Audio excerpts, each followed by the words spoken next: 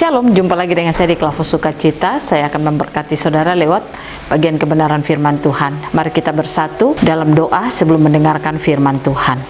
Beri kami hati yang terus terbuka untuk firman-Mu ya Tuhan. Beri kami kemampuan untuk menangkap suara-Mu yang berbicara bagi kami. Amin. Bagian firman Tuhan kitab Ester pasal 2 ayat 5 sampai ayat yang ke-7, demikian bunyi firman Tuhan. Pada waktu itu ada di dalam benteng Susan seorang Yahudi yang bernama Mordekai bin Yair bin Simei bin Kis, seorang Benyamin, yang diangkut dari Yerusalem sebagai salah seorang buangan yang turut dengan Yohannya Raja Yehuda ketika ia diangkut ke dalam pembuangan oleh Raja Nebukadnezar Raja Babel. Mordekai itu pengasuh Hadasa, yakni Ester, anak saudara ayahnya, sebab anak itu tidak beribu bapa lagi. Gadis itu elok perawakannya dan cantik parasnya. Ketika ibu bapanya mati, ia diangkat sebagai anak oleh Mordekai. Demikian jauh pembacaan firman Tuhan. Pencinta Klavus yang diberkati oleh Tuhan, kita percaya bahwa perjalanan hidup setiap kita sudah ditentukan Tuhan indah pada waktunya. Artinya saudara percaya bahwa ketika saudara dan saya ada di bumi, semua ada maksud dan tujuan Tuhan. Pastikan setiap kita mengerti dan memahami bahwa kita hidup di bumi hanya untuk tujuan Tuhan. Supaya saya percaya kalau kita memahami hal itu, saudara dan saya tidak akan hidup sembarangan. Artinya kita tidak akan hidup di bumi ikut apa yang kita mau, tapi kita akan terus membangun hidup kita dengan Tuhan. Kita semakin dekat dengan Tuhan sehingga kita akan dapat tahu bahwa kita hidup hanya untuk tujuan Tuhan. Itulah yang membuat hari-hari hidup kita akan berjalan seperti apa yang diinginkan oleh Tuhan. Ingat saudara, sekali lagi ketika kita ada di bumi, semua untuk tujuannya Tuhan. Belajar dari kisah Ester, dikatakan Ester tidak lagi memiliki orang tua dan Mordekai mengangkat dia sebagai anak. Mordekai adalah om dari si Ester, dan dikatakan waktu mereka ada di Puri Susan, saat itu ada dilakukan pemilihan ratu, dan dikatakan bahwa Ester terpilih menjadi ratu.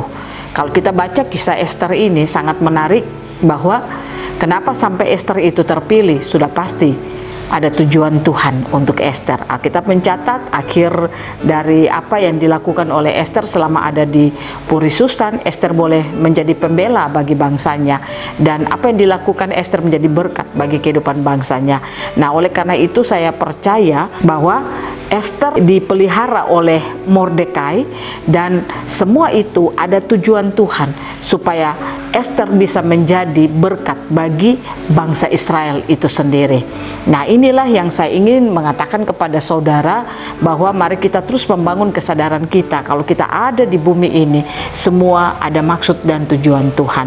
Pastikan setiap kita terus membangun hidup kita di dalam Tuhan, sehingga kita terus mengerti untuk apa saya ada di bumi ini, untuk apa saya sebagai kepala rumah tangga, ibu rumah tangga, sebagai pekerja, sebagai pelayan, dan sebagai apa saja. Kita harus membangun kesadaran kita, semua ada untuk tujuan Tuhan. Saya percaya kesadaran itu yang membuat kita akan hidup mampu berjalan seperti apa yang difirmankan Tuhan di dalam kehidupan kita. Saya percaya kita akan mampu untuk menjadi berkat bagi sesama kita, sehingga hari-hari hidup kita itu berguna di bumi saudara. Kalau hari-hari hidup kita berguna di bumi, saya percaya sehat, kuat, umur panjang Tuhan akan terus anugerahkan bagi setiap kita. Saudara tidak perlu berputus asa dengan keadaan situasi yang engkau alami, tapi percayalah, bangun kesadaranmu, engkau ada karena Tuhan. Oleh karena itu, mari saudara berjalan seperti apa yang diinginkan Tuhan, berjalan seperti apa yang Tuhan mau, sehingga hari-harimu itu akan membuat engkau semakin dekat dengan Tuhan, bukan semakin jauh daripada Tuhan. Situasi dan keadaan tidak boleh membuat engkau putus asa, situasi dan keadaan tidak boleh membuat engkau jauh dari Tuhan, tapi pastikan engkau terus memiliki kesadaran bahwa saya ada untuk tujuannya Tuhan. Kenali tujuan Tuhan dengan cara bangun hidupmu terus dengan firman, sehingga tujuan Tuhan itulah yang akan menjadi tujuan hidupmu selama engkau ada di bumi ini. Biarlah Tuhan Yesus menolong kita, Roh Kudus memampukan kita untuk terus mengerti tujuan Tuhan di dalam kehidupan kita. Amin. Mari kita berdoa. Terima kasih Tuhan, Kami rindu kami terus mengetahui tujuan-Mu dalam kehidupan kami.